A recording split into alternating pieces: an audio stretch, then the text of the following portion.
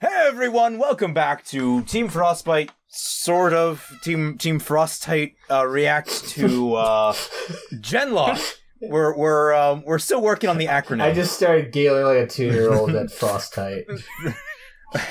We gotta come up with a better name, guys, for this configuration. Oh, god damn it. Last episode, we learned that, in fact, Chase was, in fact, well, he's all right, but kind of. Actually, no. He's all left. Look, I was making the pun. I was about to flow into another one. Oh shit! I just dropped my phone. Oh, I just dropped my mouse. I don't know if I don't know if I would call that living because everything below his waist is gone. Well, I mean, yeah, he's basically being kept alive against his will at this point. Yeah, he'll get a robotic prosthetic for that. Actually, no, I don't think they can because of the nanotechnology. I went back and watched episode 2 again so I could hear everything. Yeah, no, I picked up on that. I picked up on that, and I'm hopeful they'll come up with some kind of BS science fiction surprise for that. Probably a cane, just wooden peg leg. he's a stumpy guy from Family Guy. I think all peg legs. Oh my god. Oh. So, apparently, last episode, interesting comment section. Yeah. Apparently people did not take well to our irregular host and one of our regular hosts who's regularly negative. So the Floof and Toppy, you have the floor, gentlemen. Toppy, you can go first. I'm writing down some positives. Alright. I love how nobody mentioned the positives I said. I praised the mechs, I praised the overall technology, the robot dudes that the Union had, the great particle effects for the nanomachines. The soundtrack I didn't really comment on, but the sound effects I did mention, I believe. When the action actually started, like, that was actually really well done. Surprisingly well done. Even though the weird motions he did with his hands were kind of weird, but it's nanotechnology, so... Also, I don't know whether they're putting in pro or con that they just took Sombra for Overwatch. We've kind of just accepted that at this point. It is funny. It is funny, so I put it as a positive as well. Also, the backgrounds, Jesus, even though they clash with the style horribly, they are fucking beautiful. Like, everywhere. There's the city, the forest, the mountains, the base. It's just really well done. And did you notice that they actually had really good bloom and what are they called? God rays? I think they're called. God rays, yeah. Oh, lens flare. Yeah, lens flares. They actually did have those. Also, the particle effects, not for the, like, I didn't mention nanomachines already, and the particle effects for not the holons, but it was something else. Oh yeah, the fucking computers. The computers, even though they're holographic computer interface, it's just computers don't work that way, but it looked cool. They actually did put a lot of information when they were introducing the holons to the people with the professor talking. If you look in the background, they had a lot of real shit there. Like, if you would read all of that, you would actually get a lot of information about what the holons are. I have positives. I have a whole list right here. Okay, go ahead. Even more than I did. I have drawn a list of positives. And I'm even showing it to the camera right now. You actually made a physical list? Yeah, like... Can I read them? Go for it, yeah. Like Toppy said, the backgrounds look really nice. Like, even if it doesn't mesh with the 3D, it's still really well done. Yeah, especially the forest. David Tennant's voice is, like, the best, because he's done voice work, he knows what he's doing. Well, it's David Tennant, yeah. Yeah, David Tennant, it's just, he's great. Miranda was, she was reasonably upset at Chase. He didn't say anything for 4 years. I think so, yeah. And, that could be a compelling character more than Chase. She was more upset at Chase than Miku was in Symphogear when her best friend died. Supposedly. Oh, and I've got one last positive. Sinclair's reveal was quick, so we didn't have to suffer through it later. Yeah, I still am surprised they got through it so quick, but I mean, I guess they must have known that we would have figured it out, so they didn't want to put it off. Yeah, Raymond and I both mentioned how the pacing was strange. Like, yeah, they are doing this fast, which is good, yeah, but if this was like anime or something, pacing is weird, yeah. Then the betrayal and the Chase's death and all that would have been like halfway to the end of a season. But this is only 8 episodes, so I'm wondering how much they're truncating. Yeah, so this is like a quarter of a season. True, it's a miniseries. Yeah. The only grievance I have with that video is that people were lumping me in with you guys as the complainers, and I'm sitting here like, how the hell am I getting in trouble for this? I was on Raymond's side. Yeah, what the hell? But weren't you the one who was confused us all the time? Yeah, Tom, you did nothing wrong. Hashtag it, people. Tom did nothing wrong. Yes, make that a thing. Yeah, Tom was one of the ones who actually wanted to go back and watch the scene we talked over. Which I did! Exactly. I even said in the episode, I liked the episode. Speaking of, Toppy has said he will make a concerted effort to not talk as much over the episode. Yeah, it is a thing that I have been trying to work on for a long time. But still. And also, hopefully, moving forward, the episodes won't be 103% dialogue. Yeah. Hopefully, yeah. Yeah. Well, they have to keep moving forward. Tom! Too soon. Listen, it's the anniversary. It's the anniversary. Wait, is it the anniversary? Monty died yesterday, yeah. Oh my god. Well, 4 years ago yesterday. Wow. Yeah. Man, dude. 4 years ago yesterday? Yeah. Like 4 years, like as in 2015. The 4 years time skip in the first episode of GenLOCK? Gray tweeted that and said it wasn't coincidence. Gray tweeted that? Gray needs to die. Twitter should come to his house. Yeah, 4 years was not a coincidence. Twitter. Like, not even anyone in particular. Just the bird needs to come to his house. The bird. And just, bird. you know, cast fucking Avada Kedavra. I'm drawing that right now. I'm gonna drawing that right now because what the fuck, Gray? Just one last thing. Yeah. I do look forward to like how it's gonna actually end. The biggest thing I'm fearing is that it's gonna end with a status quo setup.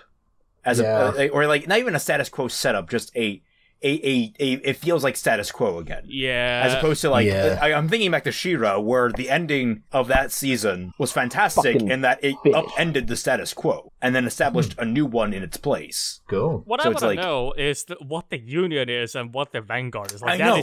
I want to know that too. That's my number one gripe with this show so far is that we don't know who the bad guys are, and I would rather learn that hopefully in this episode. If it's not in this episode, it's going to start losing points. It's going to start losing some serious points. Yeah, because the location of the attack in the first episode was like what really raised questions, because they attacked New York, saying that they have to be from Europe or something. Yeah. How about after the episode? Yeah, after the episode. All right, let's get this sucker going. All right, here we go, boys. Ready? 3, 2, 1, go. Rooster Teeth. Cockbite. Rooster Teeth. Roster Toth. You guys get that, right? What? It's Rooster Teeth because cockbite. Yeah, of course I know that. Okay. I felt really smart when I finally got it when I was like, what, 14? Also, I'm gonna say the music. I do like this song. I kind of have a soft spot for butt rock. It's okay. It's not my brand. Yeah, it's not my brand of music. It kind of reminds me of All-Star. They're really going to keep him in the intro for the rest of it. Well, I think he might come back. Yeah. We don't know. I just need to say, Dakota Fanning is the lead girl, and she is the only character who is not featured with her name in the credits. Also, one thing that a lot of 3D shows don't do. Have you noticed that they do actually reflections of a window's glasses and eyes? What is... That doesn't have... I don't see that with 3D a lot. Yeah, 2D anime does that all the fucking time, but still. There's a lot of shit flying around in this intro, and I only have a vague idea of what half of it is. No, I'm not talking like I'm not talking like the mechs and the birds. I'm talking like there's like little canisters of shit flying around. Yeah, because they think it looks like it's particularly with Cammy's bot. Yeah, they just think it looks cool. I guess. Yeah. Nice. They did change it. They did change it because his mask wasn't in the original. We get shipped to the middle of nowhere, only to be lumped in with a Union spy. He only gets fried because he tried to use the very same tech you're trying to plug us into. And now we're supposed to carry on la la la. Can I drop out right now? you guys do not need me. Question, did she have that I'll still edit it, but can I leave? Is it no, just... you have to suffer with us, fat man. I'm listening to the exposition, people. And now it stops. Thank you. Did her accent change from last time? I want to be here. Oh, God. Not lecture me about the cost of fighting. Whoa. Okay. And shipped. Yikes. The only reason I'm still here is because I like Floof. Love you too, Fatman. Yeah, Madrani's voice actress is not good. If anybody else had told me to stay, I would be gone by now. Her character designs kind of shit. More of a Dylan fan, I suppose. Okay, that's funny. But I believe it's the Colonel's turn to berate me. Chase, feel free to take These over. lens flares. I just want to see what they're reflected off. So does anyone see my dick? I'm still looking for it. Just make a hologram. Follow me. We need to figure out your next destination. That's funny, you make it sound like we won't be staying. Compromised. What? Okay. Then it's a good thing you transferred us, isn't it? We're better to dig in at one of the Vanguard's biggest strongholds. They'd be fools to attack. They did just attack. See, American flag. A Union operative replaced one of your recruits, got onto my base with nanotech on him.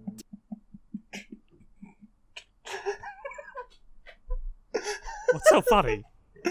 But I do not believe the risk is worth wasting time trying to make soldiers out of these children. They are hardly children. They're adults. Let me go. Get me the fuck out. Except that one. Okay, that's funny. Let the cute girl go, damn it. You're being ridiculous. And you are nowhere near giving me a single functioning squad. He's had like 10 minutes. Yeah. I'm only one person. I can't just clone myself. He's right. Believe me, I've tried. I knew that was coming. Also, her hair moves when she moves around. That's a nice little detail. I guarantee they'll become the best fighters you've ever seen. And one of them dies. You want to leave? GenLOCK will give us the edge we need to strike back. Okay. War never changes anything. War never changes. People themselves are the problem, and more fighting won't alter If only there was a faction who was trying to wipe out all the people. Yeah. Who uses fucking nanotechnology. Is it just me or is Chase only sometimes transparent? Even if you'd stayed on the West Coast, 6 months from now, you'd be Wait. dead or conscripted, and the Union would take GenLOCK anyway. Wait, you moved him closer to the front. Yeah, the base they are in is like holding out the entire fucking army at that point. alive. In a way, she's right. You I hate all those are. bunny ears. I'm glad you don't blindly give trust. Sign of a reasonable mind. Thank you. It's what I've been saying. Jesus. You have an opportunity no one else has to master this new technology.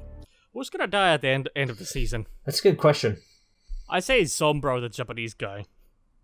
If you want to return to your previous lives, I'll tell the Colonel that you were incompatible after all. But if they're incompatible, they'll die. Yeah. He was said he was gonna lie to the other people as to why they are. It does do something besides kill us, am I right? Didn't that one guy try GenLOCK one time? Yes. And died? Because it's incompatible. No. What are you talking about? No. Also, why not just build robots to fight? Taxi and hold. Yes, you too. That delivery felt kind of... All of her deliveries sound kind of... Like she was asleep. Like half asleep. Like she is easily the worst voice actress so far. Who is she? Not really. I think she's like a Middle Eastern, like Bollywood actress. So English I said isn't Middle her Eastern, native yeah. language, right? I don't think so. Oh, so what? Now we're on the side of T-Series too? No. Why not let her speak in her natural language then? Oh. Her mind has uploaded to the cyberbrain. What? Okay, that's kind of cool. We're all mechs now. Hey, that's my joke. Ida-san? Whoa, I've never met anyone named after a kazoo is all.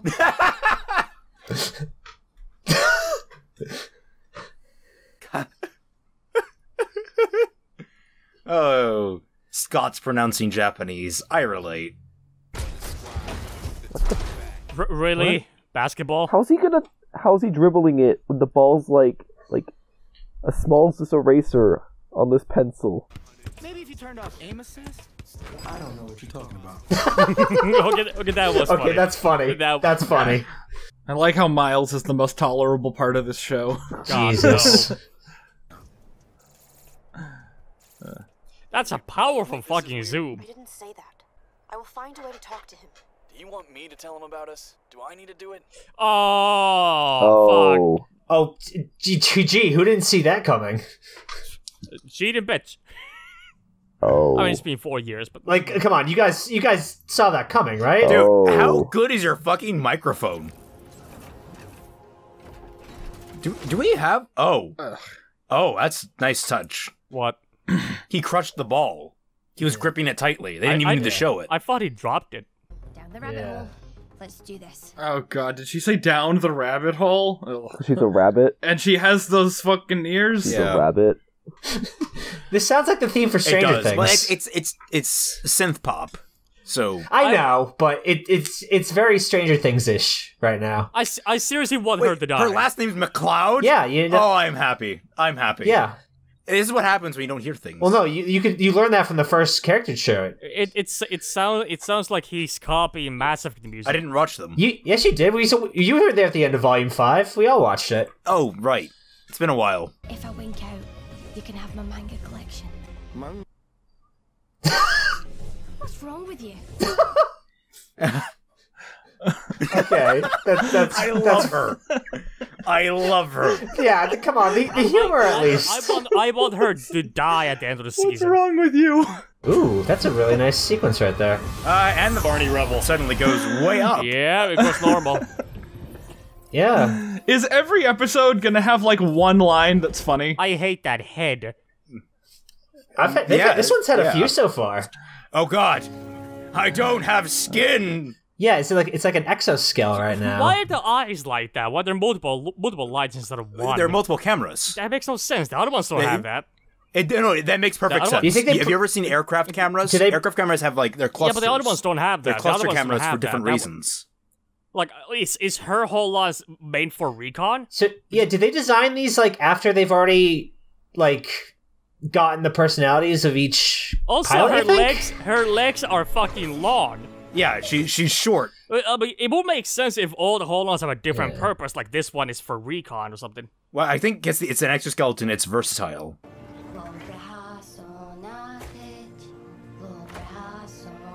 What do you say? Oh.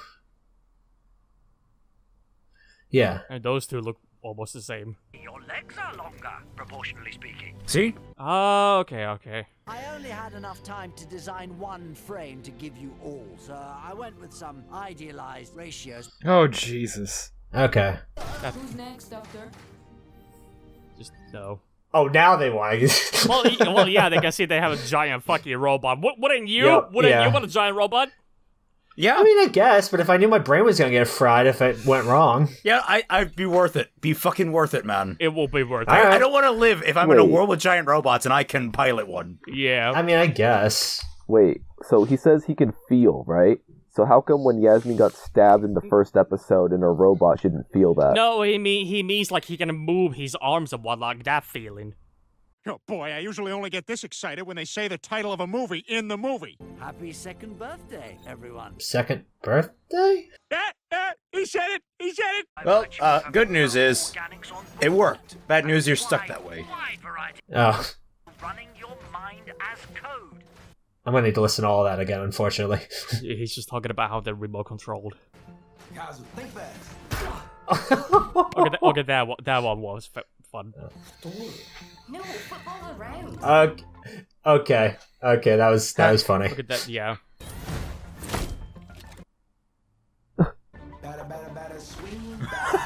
No. Where'd he? That's coming out of his paycheck. Where'd he get that? Where'd he get that? Come here, little bunny. I'm like 2 seconds behind you guys, I think. No, it's like 1 or 2. It's not a big deal. Fucking roller skates. I'm laughing quite a bit this episode. Yeah. Like, I like that the Japanese guy's actually like he wants to test out the mech. Like he's still serious about this. Oh. Normally I train our pilots on simulators, but that's not gonna work for you. They're uploaded to a computer. Why won't the simulators work? Yeah. Because they need to get used. They're literally in a computer. They need to get used to moving around with the mechs and how powerful they are. Okay, that's a good point. I'm curious to see how this training would go. By the way, we're using live ammunition. Why not? Wait, I don't even think that's a good point because they're in a computer. Like they're simulating all of this stuff. Anyway, it's not one for one. It's not a one for one thing. I mean 9.8 meters a second. It's math. They could. Did she just flip them off the Scottish way? Computers should be able to do that. Oh wait, is this in reference to RVB9? God, I hope not. Oh, interesting. Yeah, with the one with the text fight with Maine and who are the other two? Wyoming and York. Maine, Wyoming, and York. Yes, Maine, Wyoming, and York. I was right. Remember that thing a talented guy did 9 years ago? 7 years ago? Sorry. However long ago it was. You know, actually, if it is, I mean, there are worse references they could have done. Okay, that is smart. Oh, that's creative. Okay. Oh, yeah. Jody, she got past. She's up top, or no, she's right there. They blink. The mechs blink because they simulate humanity.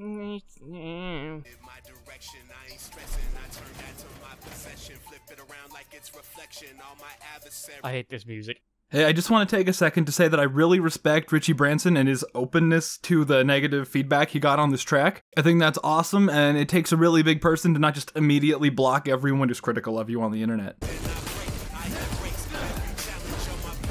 And they are somehow not hidden. Wait, there was no rule saying he could do that? Well, I guess there wasn't any rule saying he couldn't, but...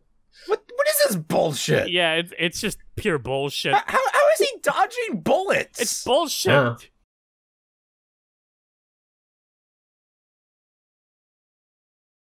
Oh god, this music. It's terrible. Yeah. Not my favorite. I never found rap good for action scenes. This is alright, but it never doesn't reach what rock can do. There's any rule for that? Or a good orchestral score. Or music in general. Song didn't sound very good. Usually the rap parts are my favorite parts of the Ruby soundtrack. I don't know, that seemed really lame. Well, that's not Lamar, so... That's not Lamar Hall. Okay. Why isn't it Lamar Hall? That's not Lamar Hall, so maybe that has something to do with it. Did he not want to be a part of this? Is he smarter than everyone else involved? I don't know. I mean, it didn't sound like Lamar Hall, so... It's probably someone that Michael B. Jordan likes. I don't know. It didn't sound like Lamar Hall, that's all I'm saying, so... Also, can we not give the... Like, can we not immediately give the black guy the battle theme of rap? Like, can we not do that? It's, like, so prototypical. Yeah. Can you imagine if his mech color was brown, too? Well, I mean, you know how much money those Michael Bay Transformers movies make. They recycled the same civilian model that we saw in episode 2, right here. For it to feel like the evil in this world and all its machinations are too big to challenge. You don't have to save the world. You just have to make a difference where you can. But it would be great if you could save the world as well. Did they just say that not the Vanguard?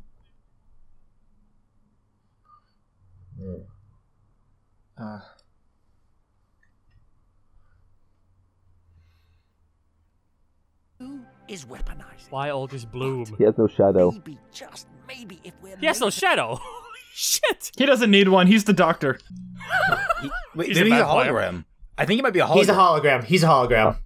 Yeah, that would actually make sense. Wait, was I really the only one who picked up on that? Yeah. Yes. Huh. Okay. Then again, wouldn't he still have a shadow?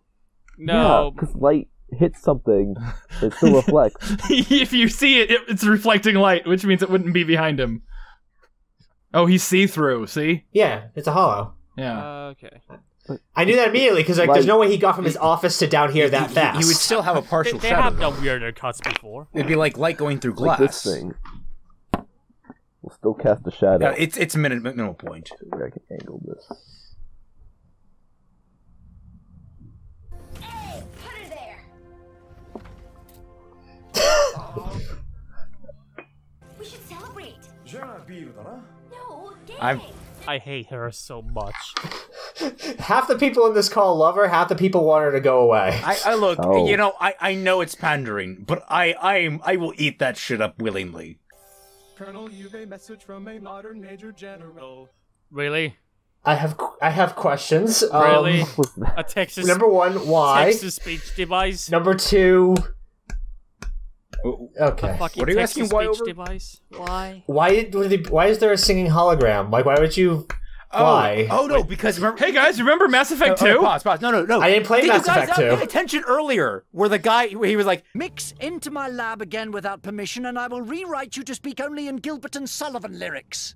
Oh no, I missed that one. He basically like, the next time you pop into my office unannounced or like uninvited, I will make you sing Gilbert Sullivan, and the guy fucked off. Oh, that's what he said. Okay, I missed that line. That's him following through on the fucking threat. I like it. Okay, I take it back. That was good. Yeah, I take it back. Yeah, that is good. Hey Raymond, they never explained who the bad guys were. The humor of this episode was on point, man. I was laughing a lot. Sure, let's go with that. Yeah, like this episode was a lot of calming down. Episode 1 and 2 had really fast pacing and some action. This was just about breathing. Well, this is just about getting seeing them in the mechs. Yeah. All right.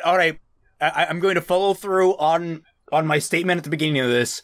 They did not explain a thing. They explained what the Union has done a little bit. They elaborated a little bit, but it's basic war shit.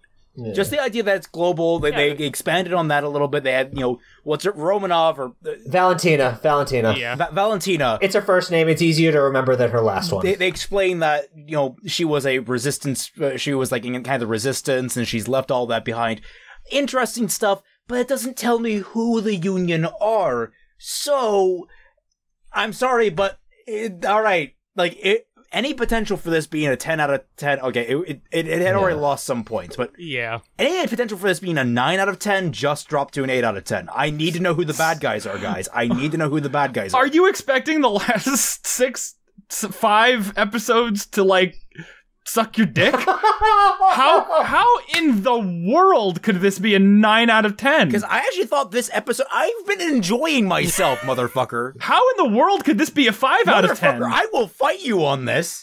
It's not done yet. It is done. I've been having fun so far. I've been having a good time. I don't know what the fuck you're smoking.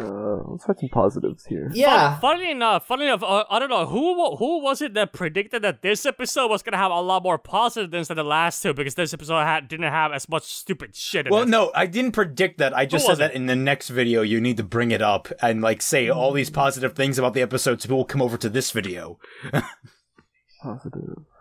Yeah, you were correct. I mean, the biggest negative I have for this episode, I am not familiar with the work of the voice actress who is Madrani. Why does that matter? I presume because she's terrible in this. That's why it matters. He's our resident VA expert, so he always covers all the voice actors. Or just acting in general, man. I like learning about that stuff. Quick question. Who was that character? I still don't know any of their names. Yasmin Madrani.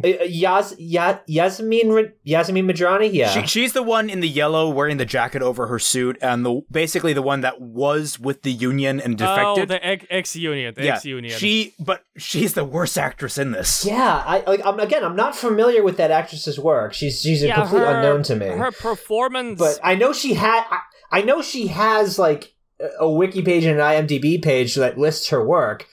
So she's not brand new right off the Gold but Shifte Farahini. She looks kind of like Halle Berry, but Middle Eastern. The performance was pretty bad, but still the Body Girl takes the cake of being the worst one. Because the writing just... Are you talking voice acting was? Because, I mean, Maisie Williams did a fine job. The Body Girl, it's so generic. It just... And if you take her out, nothing changes for the plot. Nothing. No, she's obviously there for the audience. Yeah, and it's stupid. It's so dumb. But that being said, it works. I acknowledge she's for the audience, but I like her anyway. As a comparison, light spoilers for the Broly movie. There's a character called Chilai, who is, the cute female, tiny character. and she has, role of being cute and kind of pandering the audience, but she does things. Like, all the bad shit that happens in the movie is because of her. And the ending is also happens because of her. Like, she actually does things. None of these characters have, none of these new pilots have done anything yet, so it's hard to really judge them on that merit. It is only the third episode, but did you notice that very basic thing, but when they were watching the Medivacs, the Japanese guy was the only one of the new guys standing up, and the two others were sitting down, and the bodyguard was all grumpy and shit. Like, it's kind of basic, but at least they're putting some effort into display their personalities in mechs that cannot have any facial expression. Yeah, they have eyes that's probably the minimal you can get out of the facial expression for them. Also, why do they blink? They're so dumb. Because I guarantee you it has to be something mental. Like for me, it would be humans are naturally programmed brain-wise to blink, so if the robot didn't have that capability, it would feel wrong visually. Like, it would overload our optical sensors. They can turn the cameras off. Yeah, but it's still a weird thing. I mean, they don't actually have to blink. They can just, It could also be a humanizing effort for your allies. That could also be a thing. Yeah, they do look like humans. I mean, anime robots, but still. Yeah. Can I say some positives? Yeah, go right ahead. Go for it. I thought some of the training bit was stupid funny, I guess. I don't really know, but it was better than the shit we've been getting in episodes 1 and 2. That might be because it is basically the text fight from RVB9. Oh, like when she's going up against York, Maine, and Wyoming on the training grounds. I haven't seen that. Well, that's your problem, not mine. Oh, how you watch Ruby, GenLOCK, and Nomad of Nowhere, but not watch any of Rooster Teeth's actual good content? Well, for the first 10 years. Well, I saw up to season 8, and then I college happened, and I couldn't watch. Episodes. Okay. That's fair. And if you ask some people, it might not really worth it after season 6, but that's just me. Isn't it after season 10 that it goes off a cliff? Yeah. Listen, we're not getting into that discussion right now. Okay, look. I've never wanted to strangle you before. I may have joked about it, but if you're trying to defend GenLOCK and you're saying that 7 through 10 isn't worth it, no, I am saying I'm giving GenLOCK a fucking fighting chance. So am I. You're giving GenLOCK a machine gun, sending him in against a crippled child who you have already shot in both kneecaps. Wait, what? This is... When did I cripple RVB? Are you saying that RVB isn't a capable fighter? Are you saying they aren't armed to the teeth You're already? saying that after 6 it's not worth it? I was making a joke, motherfucker. And people... God, that's not a good joke! and people complain... Because everyone knows my opinion on that I don't like RVB after 6, personally. It's not my taste. And people complain that I'm the mean one somehow. Okay, to be fair, people are used to me. They think I'm charming. To be fair, Toppy, typically people can tell when I'm joking. Typically. Holy God. Look at all that spiking, Fatman. You're gonna have a fun time with this clip fixing. God damn. All right. I need to actually head out. All right. But you guys have fun with this discussion. All right. See ya, Blue. Yep. Later, buddy. Okay, Raymond, what was the thing that you were talking about before we watched it, and I said we should do it after the episode? What was it? That was the SJW thing, and I was earlier when we mentioned that stuff, because it's a multinational team, and of course the only white guy. Like, I'm all for an international team and all that stuff, and people were like, oh, it's not a big issue. No. It's really not. Yeah, the problem is because we don't know what the Vanguard is, and when the doctor went to the room, it has an American flag there next to the Vanguard flag. Yeah, so, like, they haven't elaborated on what Vanguard is. They haven't elaborated on Union. So the biggest issues right now is that we don't know who we're fighting, and we're almost at the midway point. Yeah, the only thing we know about who we're fighting are robots, because the Union uses robots. Well, the Union uses robots and people. We've seen them use people. Yeah. Yeah, like one person. No, we've seen like a squad, at least a squad. They've had jackboots. They've had jackboots on the ground. So, I mean... Yeah. No, those are robots, though. No, they weren't. Those weren't robots. No, those are guys. I mean, I presume they're guys. There was a whole squadron of them that used a hacking gun on a robot from the Vanguard side. That looked like a robot, though, with the armor on that they had. I assume those soldiers are actually people, but then again, maybe I'm wrong. Don't forget, crabs are people. So the brief spat between people at the very beginning was really, really bad. Like, I would give the opening to this episode. They repeated what happened in episode 2 twice. Yes, they did. I know. That frustrated me. Unless we talked over a third time. No, it wasn't like as bad as it was on this episode. How they hate each other for some reason. Well, I get the well, it's because I think she mentioned something about. Also, big thing. Sorry about this, but I have to mention this. The Japanese guy didn't mention that he fought back in Japan as well. Like, out of all these people who are from all over the planet, they have fought the Union in some way. How widespread is the Union? Well, that's the thing. We didn't get any information on the Union that's really pertaining to what they want, who they are, and how far they've spread. We just know that they are global. Also, in episode 2, we saw the map where they're holding off the Union in the middle of the U.S. Why not go through Canada or Mexico? Why not just flank the enemy? Well, because Trump completed his wall. People were really short-sighted, but they didn't figure it out in time. But like the wall really saved our asses when it came time for the Union. He should have gone all the way and built a dome. God damn. I don't know. I don't know. Because you still have to invade Canada and Mexico, and they're not. Okay, well, compared to the U.S., they're pushovers, but they're still not complete pushovers. Japanese guy and the other Indian. Have you ever fought in a Mexican drug cartel? You're not going to win. There are people from like near India and Japan, whatnot. Why isn't the Union attacking from both sides then, if they are over there as well? Well, because Japan's still standing. Yeah, but they can just go around it. It's an island. It's a tiny island. You know how tiny Japan is? I mean, you're not wrong, but... But that's spreading yourself thin and then going behind enemy lines to attack a different enemy. Like, I want you to imagine that military logic. Yeah. Well, they did do that in World War II parachuters. Yes, but they were attacking the one same enemy they were behind. Okay, it's one thing to go behind an enemy to attack it from behind. It's another thing to go behind one enemy to attack a different enemy and expose your back to that same enemy. No, it's how they won the fucking war to begin with, because they went to attack Italy, bypassing Germany because it was the soft underbelly of the. They came up from the south. They didn't go behind. They did not expose their back to the Germans.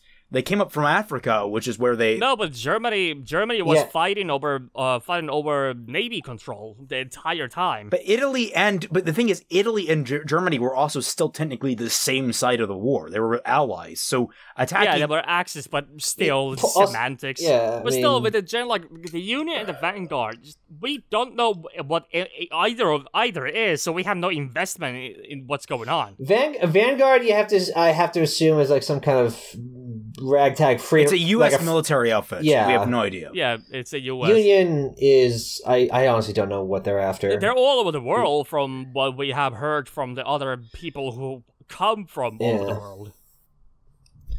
Yeah, I'm not buying the okay, so they had that brief spat at the beginning where they got up in each other's grills and they're trying to play up all these guys, this team is ragtag and they might be at each other's throats and all that stuff.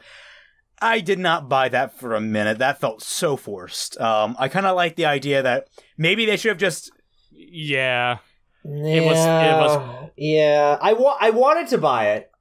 I didn't, because I think they should just go with the just bypass the idea of them having internal strife and just go right to, hey, look, we're all united in this together. We need to work together. The discussion between them about, hey, we might die because we're in this thing with this experimental tech.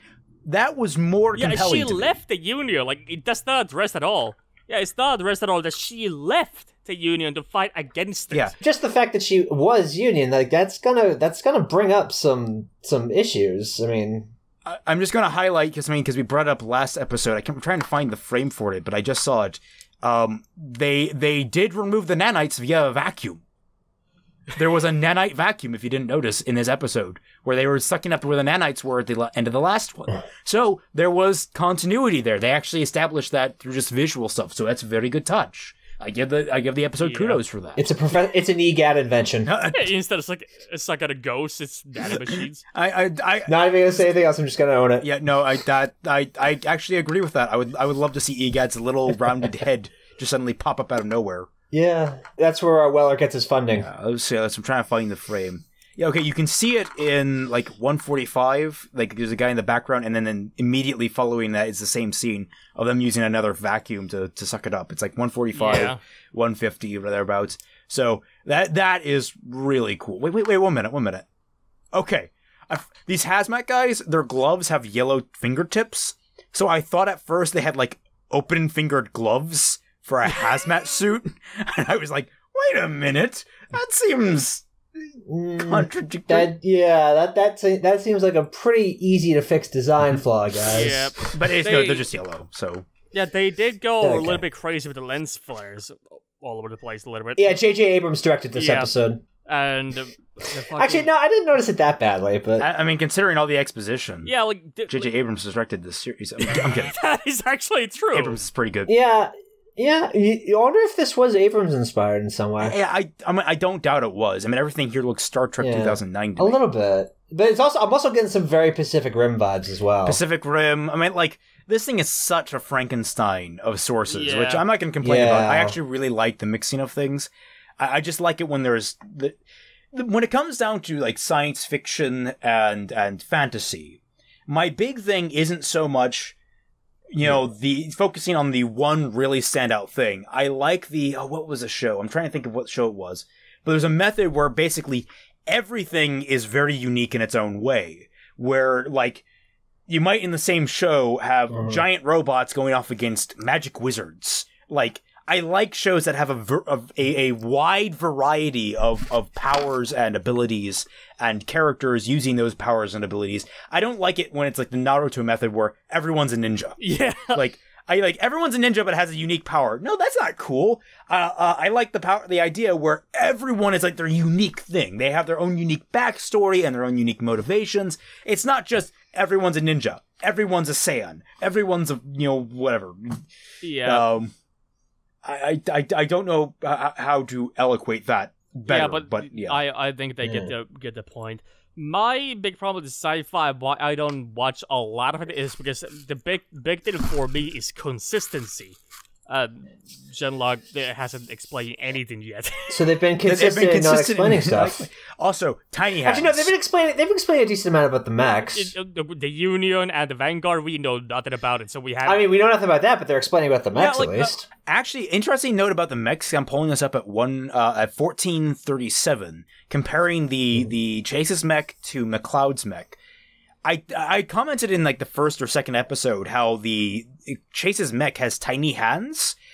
It didn't hit me like I thought that was the actual full body, but I didn't realize there was an exoskeleton under there, and the exoskeleton hand size makes complete and total sense. Yeah. So it's just very interesting to see that difference. Yeah, because it is. I'm curious about it because each mech has like a different design, like when you see it in the intro and in the promotional posters. Well, yeah, David Tennant did say that they start off having the same armor that like Chase had, but he also said that they will get to make them like personalize them and decorate them. And which is what I was asking earlier. Like, can they customize it based on like the pilot's personality? She asked that of him at the very end there, where she was like, because everyone's asking, can we make toys, like, gadgets and stuff, and all as much as we can make, But like the whole Union and Vanguard thing, like we have no idea what they are. Like to use an example. Top.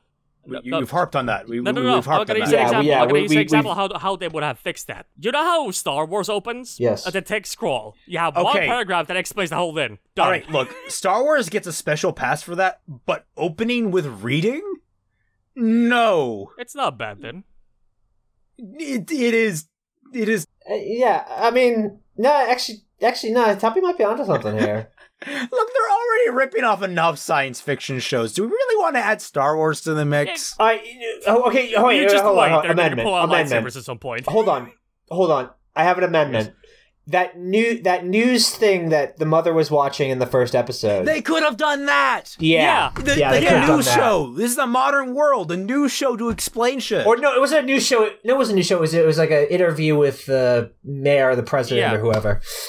But yeah, they could have done something like that then. Yeah, just take like 2 minutes. Yeah. Raymond, what was like the one takeaway from this episode that you really liked, and one that you really disliked? That I really liked and disliked. Oh, there's a lot I liked. I want to say like the mech, like the creative use of mechs with the giant footballs and stuff were really fun. Yeah, but I think funny. overall, just McLeod, Cammy, her name is Cammy McLeod. Cammy McLeod, yeah. Cammy has solidified herself as a personal favorite, even though I know she's pandering to my demographic. I can't help but feel like this is Maisie Williams' best performance I've ever seen her in, and considering I've only seen one other performance Gray? of her. Yeah, so, you're not hiding your bias at all. Gray, I know what you're doing, and it's working. We know what you're doing, Gray. Keep doing it. And one that you really disliked. One thing I really did, I already said it, they didn't explain who the Union is, and that's pissing me off. Like that is my biggest gripe.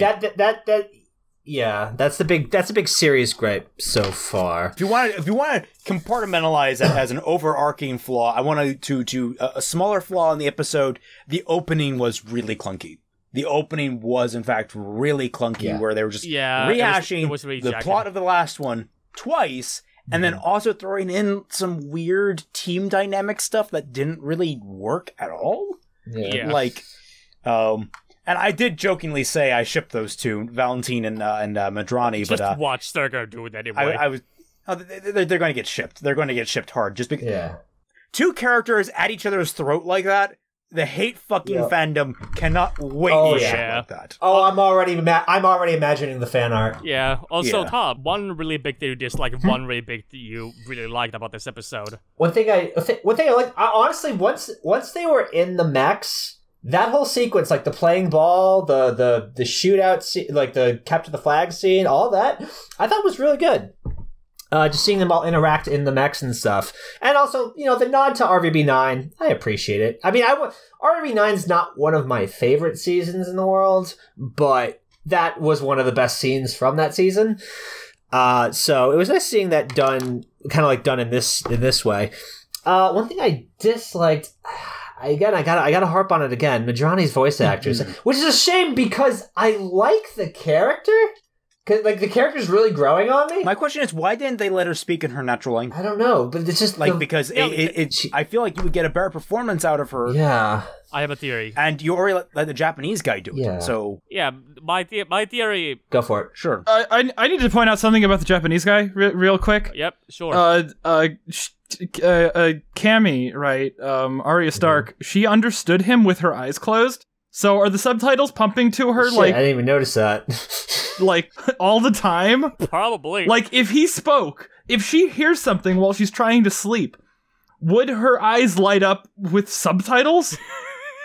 Oh god. Oh god, if he's a sleep talker, Jesus Christ. Can you just imagine waking up in the middle of the night and you see translation? I'm going to kill that bitch. And just like, wait, what? I'm going to kill that bitch in her sleep and just like, Translation, spank me harder, daddy. Jesus Christ. Okay, I rewatched this episode twice just now. Trying to look for anything positive to say besides the joke about the manga collection. I didn't find anything. I am aghast that you are not finding, you are finding so little to enjoy in this. Also, adding into that, the humor of this episode, this was a really funny episode. I was laughing a lot throughout it. And not just like, and not like, I wasn't laughing at it, I was laughing. In relation to that spanking comment, by the way, there's this comic. They were really trying to force it because they knew that they didn't have a lot of substance for this. I didn't feel forced though. Like I was laughing with it, not at it. You know what I mean? Maybe if I heard the setup to the Gilbert and Sullivan joke the first time, that last bit might have gone better. Yeah, that would have gone over better with me. This is where I think having been lagging behind like 7 seconds might have saved me. But I mean, I'm still like 90% sure I would have seen it as a Mass Effect 2 reference. Like, it probably was a Mass Effect 2 reference, but like I think it's still in itself a good joke. Like, that's like a good reference is one that doesn't rely on the outside. So maybe that's how we should relate to that, Tom, because we were trying to describe what differentiates sorry, Toppy. I'm going to finish this thought and then I'll let you speak. It's fine. It's fine. What differentiates an homage to something versus a ripoff, and I think it's the context of how well it's delivered in universe for the specific reason. Like, if there's no justified reason for why certain things happen, as we see in the promo stuff, in the promo stuff, we have no context, so we want to call it a ripoff. It might have fair context. This might be an homage to Mass Effect 2, but it has fair setup and payoff. So I'm willing to be a little more forgiving towards the show when it comes to ripoffs. We'll see. Okay, that's a good way. That's a good way to put it. Yeah, I've been struggling to find a really good way to explain the issue, because it is kind of a really weird thing to try to explain. But yeah, that's a good way to do it. Yeah. All right, Toppy, please, you have the floor. My theory of the Japanese guy, why he's the only one who has subtitles, because he speaks Japanese. The writing team is a bunch of weeaboos. Simple as that. Oh, yeah. I mean, he is Spike from Cowboy Bebop. Yeah, so. That is true. Do you remember when Ruby initially came out that it was put on Crunchyroll? Like, they fucking uproar about it. Like, is this an anime or not? Oh, yeah, those days. But it does gripe me from a world building perspective. He's the only one that speaks Japanese. This actress is struggling, it feels like, to put any kind of emotion into speaking English. Yeah. Why not just have her speak in what does she speak? She's Middle Eastern, so where exactly is she from? I'm going to assume Arabic. Correct me if I'm wrong, people. I don't know what she naturally speaks. Hang on, let me pull this up. So I'm actually going to take a look. I looked at her wiki page and nothing really stuck out to me except she was in Exodus, which was in 2014. I would actually enjoy this more if everyone spoke a different language. That would make it a little bit strange. That would make it a little bit strange, but it would make it different, at least. It would make Madrani better. Yeah. It would make sense. I love it when characters who don't naturally speak different languages don't speak the different languages. I hate it when like I would love it if that was a thing. Yeah, like the Japanese guy, the Japanese guy, he understands like English. He says like he might have the I things too. No, like he might have I he things. He says once or twice like an English word, like he. No, that's because in Japanese, as someone who knows Japanese, you know what the Japanese word for taxi is? What? Taxi. Because Japanese steal so many words from English because it needs to. I just forgot about that for a moment.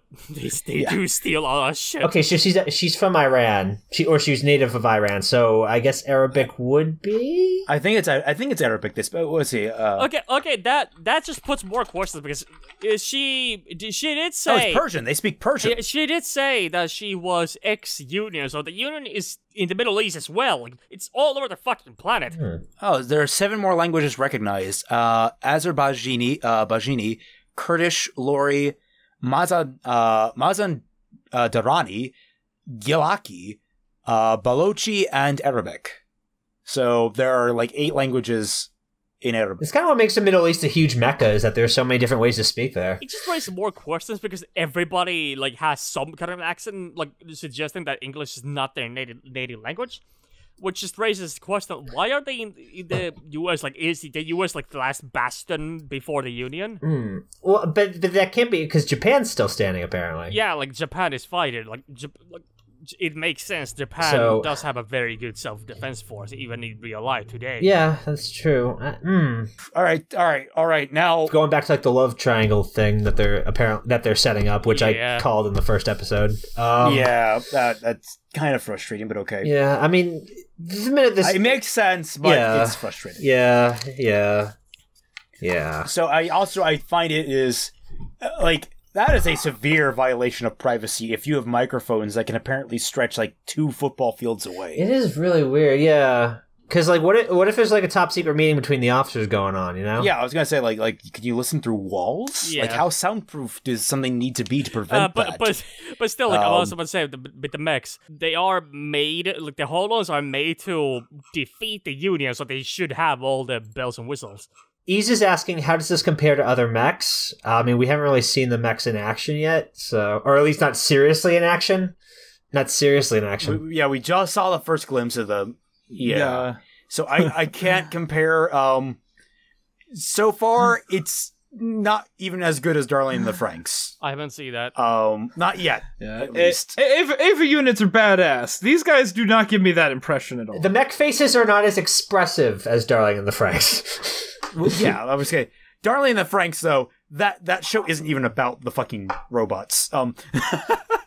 Is Chase flexing too much? You know, he kind of is. I think he's trying to. I think he's trying to just... Yeah. Then again, if I was missing half my body, I'd try to compensate as much as I could. But to end this whole thing, they have not addressed the party rubble issue or what the Union is and what the Vanguard is. Like, that is still completely blank. Now, I want to turn it over to Fat Man because I'm going to open up... I'm going to open up the sluice gate and let him just...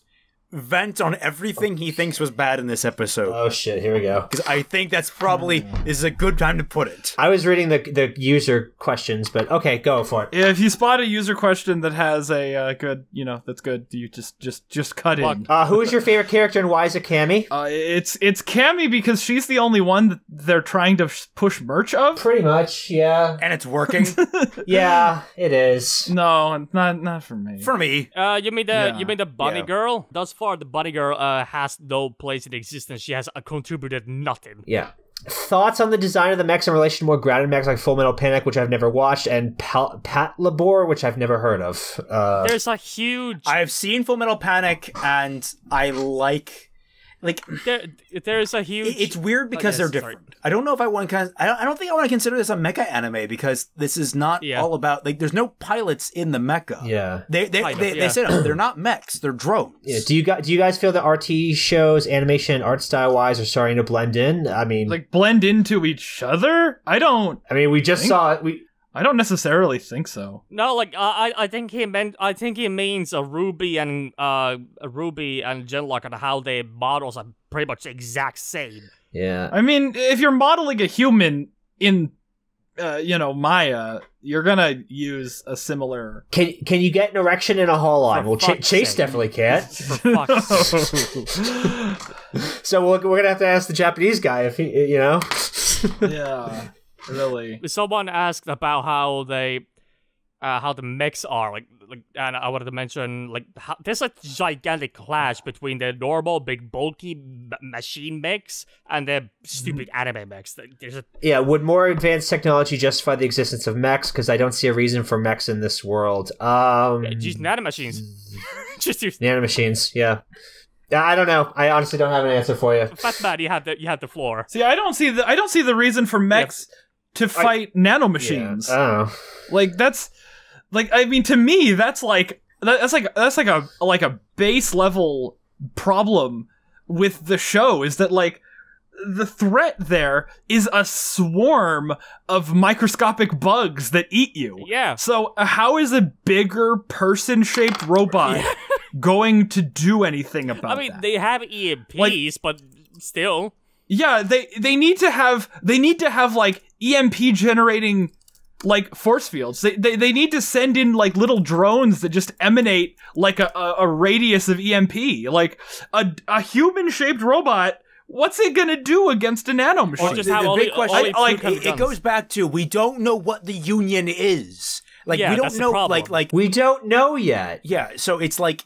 Once we learn more about the Union, this is what happens in law. When you raise an objection, but you don't have enough evidence or a good enough argument to support the objection, or at least the other side makes a good counter argument of we need to go further. The judge will be like, all right, listen, your objection is noted. I'm going to overrule it for the time being, but you may feel free to renew it should the relevance come back full force. So, Fat Man, I'm going to overrule your objection on the nanomachines, but it's duly noted and may be brought up should it become relevant in the future. In episode 1, they showed that they are regular weapons that they use alongside the normal troops. Why not just launch a nanomachine bomb to the Vanguard side and let it deal with it? Like, do you know what the Grey Goo event is? Yes. We talked about this last time. Yeah, we talked about this last time. Oh, really? Okay. Yeah. Yes. It's just, it's basically just, nanomachines that break down matter to make more of themselves, and they never stop. Yeah, and I made a Grey Goose joke. So yeah, it keeps going. Just go. Just anyway, okay, we've put this off long enough. Fatman, go. Yeah, okay. Please, bitch. Go for it. They start like, okay, a lot of this isn't like stuff that is like, you know, it's not like Ruby where it's like stuff they did wrong, like actual mistakes they made. It's just like generic. Nothing's good. They started out with 2 recaps of last episode, which is like, I mean, should just be the death sentence for this show. They didn't need that. The characters are so forced, right? Am I the only one who feels that way? They are cookie cutter. All the characters are cookie cutter characters, like especially the fucking buddy girl. Yeah. The buddy girl is literally just there to sell merchandise. Counterpoint, I feel like Maisie Williams is having fun in the role, and I think that's what's selling it for me. Oh yeah, Maisie Williams clearly is having a good time. If the actress weren't having fun with it, she is. See, I don't know. I feel like that's an acceptable excuse for Tyrion. Yeah, she's having fun. I don't feel the same for her. She's having fun with the role, yes, but what does it add to the story? Thus far, nothing. The difference between Tyrion and Cammy is that Cammy's allowed to curse more. Like if she's dropped like 5 F-bombs so far. Like if and I don't care. Like, I mean, look, after watching Ruby, especially like the first half of Volume 6, where they actually told a story in the first half of Volume 6, and then it trickled off after that. But like, it just seems edgy to me. I don't get like to like have characters swearing all the time now. Like, I don't know. It's also probably like just in my life. You know, because YouTube doesn't pay you money if you swear in videos. Which is horseshit. So I've been trying to write videos without swears. And it's like, I have to be so much like funnier now that I can't just say fuck it all the time. Cursing, both in real life and in writing, are a crutch. They're a crutch for better argument. I don't necessarily agree with that. I just think that you... all right, I'm invoking my bachelor degree in English for this. Cursing is a crutch for the weak-minded. I will make an argument. You can use it to enhance things. Definitely, you can use it to enhance the strength of something. Raymond, I will make the argument that different cultures and languages have completely different measures and limits on how you can curse and like what is it used for. English is one of the most broken, stupid languages I've ever had the displeasure of using. Yeah, I curse like a fucking sailor. Yeah, me too. I mean, that's just how I am, man. So there's this like there's this article about how swearing has like an actual tangible effect on pain. Oh yeah. People do that to alleviate pain. Oh yeah. That doesn't happen with other words. Like, it's not a tone thing. It's actually like the catharsis of using those specific taboo words that reduces... No, okay, I'm not saying that cursing doesn't have its place. I'm saying that in general usage, as in, instead of, like, when you insult someone, just saying, you're a fucking fuck, doesn't have the same eloquence nor staying power as something like, say, you're a fucking hack. You used fucking twice. You just that didn't change that didn't change anything about what you said. A fucking hack versus a fucking fuck. There's a difference between the two because a hack defines why the guy is fucking. How did we get here? I called GenLOCK edgy. Yeah, it's a bit like the character dynamics are so forced. I fucking fuck. I fucking fuck. Well, that certainly illustrates the versatility of the word. Valentina, like, has this, like, weird, like, big sisterly relationship with Cammy, and it's like, it was in their first interaction. Like, she's, like, all wandering around, and she pulls on her ear. Funny enough, the fucking Japanese guy's the only one with who is not a cookie cutter character. David Tennant, he's just being David Tennant. But the Japanese guy, like, did you notice, like, he was the only one who wanted to actually get training and practicing with his mech and actually being, like, acting like a soldier the whole time. He's a military. Yeah, because he is a soldier. He was a tank crew, and then he got demoted to a cook. He is. That is why he acts that way. Yeah. And he somehow somehow he has more character than the fucking Zombra, the ex-Union, and the fan service character. and he barely speaks. You have to remember, though. You have to remember, though. He's, I think, of all of them, the only trained voice actor. That like. Oh yeah, well, I don't know. Valentina's actress is the same with Madrani's. I'm not familiar with her body of work. So yeah, David Tennant is David Tennant, but he's good at David Tennant, so I'm not going to complain about David Tennant. Yeah, he's David Tennant. When it comes down to it, like, he is the only one who's actually a voice actor. Monica. Oh, Monica, but she wasn't in this episode. She's the Colonel. Oh, right. Sorry, I keep forgetting. But okay, she wasn't given anything to work with. I keep forgetting those first 5 minutes happened because they were just restating in literal terms what happened in the last episode. They were really bad first 5 minutes. Like, why do they have an 8-episode show where you don't have to watch any of the episodes? Yeah. Like, I mean, I want to do this with somebody. I want to take Game of Thrones or like something like that and have people only watch previously on Game of Thrones. I might be willing to do that. Yeah.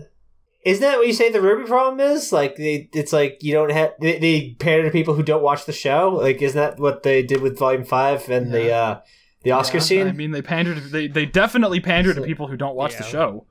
That's Rooster Teeth is showing consistency. But, like, this is a new show. This doesn't have 5 years of bad writing to, like, wear people down. They just started out on the assumption that nobody's gonna process any of it. Yeah, I'm just saying Rooster Teeth's showing consistency. Or they just don't fucking care. Oh, probably not. Yeah. Cammy bumbles around like a baby, and it's happy second birthday. Yeah, it is so dumb. Oh wait, what? I really like that, honestly, with her. Not the second birthday. That was kind of weird, but like, yeah, look, at least Raymond admits that he has a bias and he loves it. Yes. I mean, like that's the heart of any good criticism is acknowledging your bias. Yeah, did you still have more of a rant? See, because it's not a rant. If I could rant about it, I would be like in like Flynn. I'm not. I don't have a rant about this. It's so soulless. Okay, it's bland. Yeah, exactly. Because I don't want to rant either because there's just nothing there. There's just not much there. Because like I mean the fight, like, between Chase and fucking Three Stooges. Yeah, it was so dumb. Gray made himself the power scale, like, base unit. So dumb. Yeah, like, I mean, that's not about the show. That's about, like, fucking Gray being a twat, but... Yeah, like, he ran towards a firing cannon, a rapid-fire cannon, and he just somehow dodged all the I'll shots. give you that. I have no idea how that works. What? Yeah, like that was weird. Like, doesn't this immediately point out the like inherent problem with trying to go up against military machinery? Yeah, with a human-shaped robot? Yeah, also, can someone remind... Raymond, you're American. Remind me, was it like if a gun is bigger, does the bullet fly faster? I don't remember how that was. No. No, it depends on the cartridge. If High Power were here, he could probably give you a good rundown. But the way I understand it is that... The mechs are using massive railguns. The way I understand it is that it's more or less about how much powder is in the cartridge behind the bullet, and it's not the barrel length or the barrel size that really affects that, so much as the where the bullet is loaded, the feed, basically. So if the feed is really long, it can take a really long bullet. And if it's a really long bullet, you can put more powder in there. And then if you combine that with a very wide barrel, you can make it a really wide bullet that's very narrow at the tip, but has a lot of powder in the cartridge. So you can get like a lot of power in a bullet. Yeah, the mechs have big fucking guns. Like really big guns. But then the argument is, why don't you just mount that on like a thing with treads and make it a tank? There are arguments to be made. Well, they did. They do have those. And they have those. My argument for mechs, why mechs make sense, is if you don't treat them like, and this is where I've always come down, you don't treat mechs like giant humanoid robots. You treat them as incredibly versatile tanks. That's how you need to treat mechs.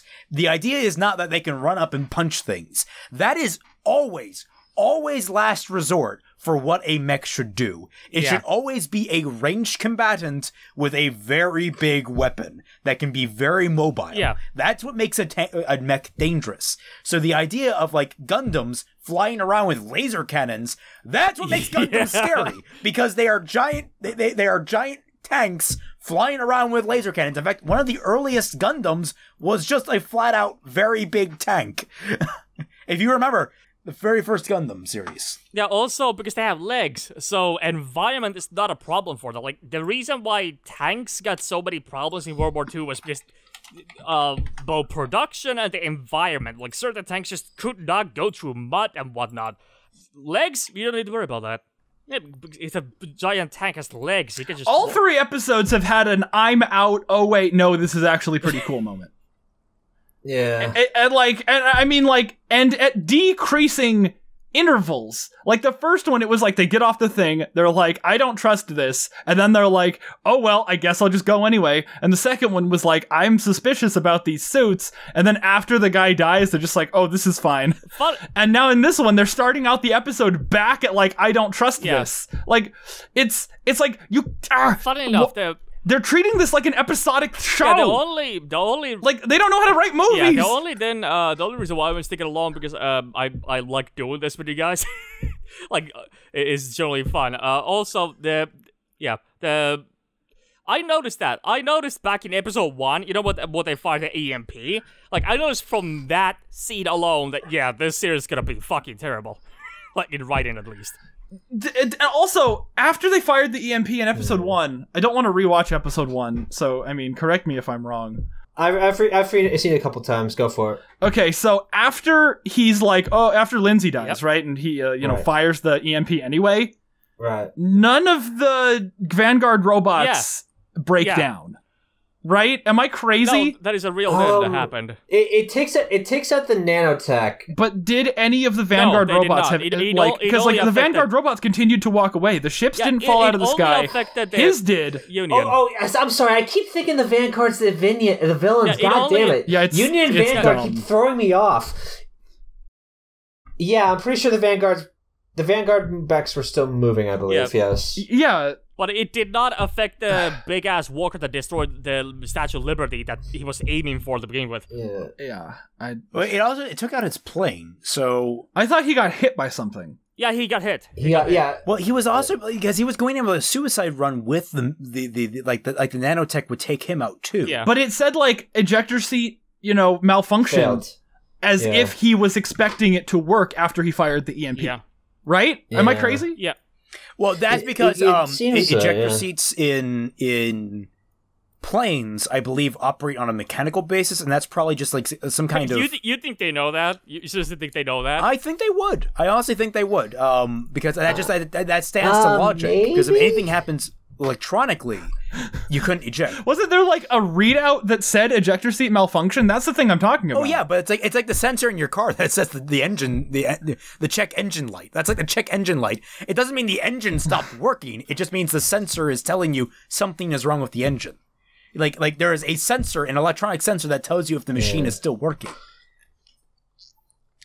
Fatman, I think sometimes your criticisms, I just have to wonder how much life knowledge you have. Because there are some criticisms you have that are just like, yeah, no, that's how things work, and you're like, oh. I mean, yeah. Sometimes I just want an explanation. He is only human, a fat one, but still. I'm only human after all. Don't put the blame on me. I'm only human. No, I'm mostly human. What are you talking about? You're a lobster. Yeah. I'm only lobster. I'm only lobster after all. Don't go and boil me. Oh my god, is it when people are angry at you, they don't flame you, they boil you. Oh god. I think that's a good place to end it. Honestly, I think that's a good place to end it. Yep. Yeah. That's a good one, yeah. This was fun though. Also, the fucking sequel to the Netflix Death Note thing, we gotta watch that when it comes out. I am because I want to see it. Oh yeah, we gotta do that. Oh Oh yeah. Oh god, don't forget we need to watch the sequel to the FMA movie. Yeah, we gotta do that too. Sure, no, because that's going to be one hell of a train wreck. Do I have the option to opt out? Okay, I found it. This is like kind of us, like at the end of episode 2. Tell me I'm wrong. Okay, it's not funny. I mean, it's funny, but it's... That's me. Jesus Christ. Oh, tell me I'm wrong. I would, but I'd be lying. I mean, that's you too. I'm not going to pull Kurt Cobain anytime soon. No, I'm hanging in there. I'm not. Like GenLOCK, like how it's made, it just makes me think of like a really bad chef who doesn't know how to use the kitchen, like this picture right here. Oh my god, that like because everything's backwards somehow. Who puts a hot dog in a tennis ball? Thank you all so much for watching. A lovely shout out to every single one of our patrons who join us in the Tundra Discord. Oh wait, hold on. Animation Hipster has one, and then Isa and Jared have a couple more. How long did you give the show to catch your interest? 1 episode? 3 episodes? A season? I gave it one episode.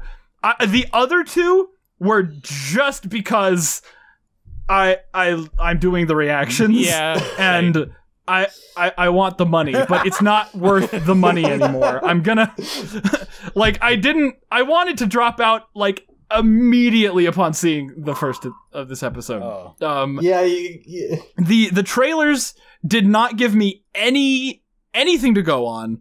Episode 1 didn't give me anything to go on. Episode 2 didn't give me anything to go on, and episode 3 just crushed my dreams. Just because that one rant? Fat now, you mean like this? Like there's a tasty apple, and when you bite into it, it looks actually like that. Oh god. Oh god, I'm cringing so hard right now. That's Ruby right there. It looks like an apple, but it's all just Bumblebee. I'm deleting that. I'm deleting that. No, okay, but these hot dog just need to go in at the moment that we're laughing at them so that everyone understands what the fuck we're looking at.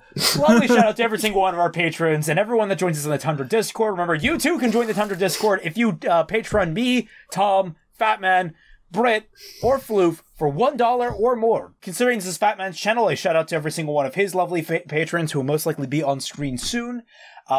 Thank you all so much for watching. I hope you enjoyed this one better than the last one. Hopefully. And we'll catch you all on the flip side. Bye-bye.